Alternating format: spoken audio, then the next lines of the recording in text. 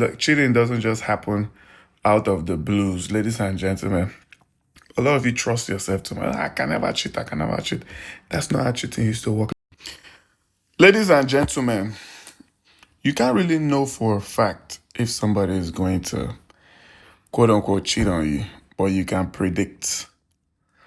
You can even predict if people are most likely to cheat on you before you even get to really know them.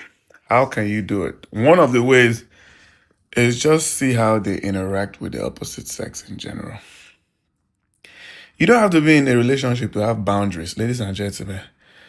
Boundaries and how you treat opposite sex can give people an idea of what you do, whether you are in a relationship or not, because you are supposed to have boundaries in general. So when somebody comes to you, you have like a criteria, a gate, or how they can interact with you and come into you. After all, you're a man and they're a woman, or you're a woman, you're a man.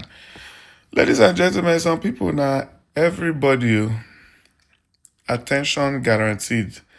You approach them, they answer. You talk to them, they answer.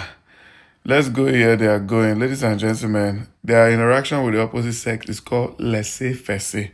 That person is most likely to cheat on you. Look, cheating doesn't just happen out of the blues, ladies and gentlemen. A lot of you trust yourself too much. I can never cheat. I can never cheat. That's not how cheating used to work, ladies and gentlemen. Familiarity.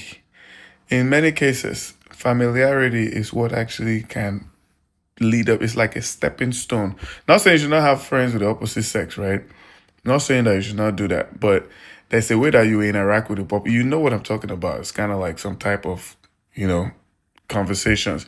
There's a way that you interact with opposite sex that predisposes you to cheating on somebody, whether you trust yourself or not. And that's just how it is. And then when you now get into a relationship with them, some people don't even reduce the interaction. And then when you talk to them, they think it's controlling.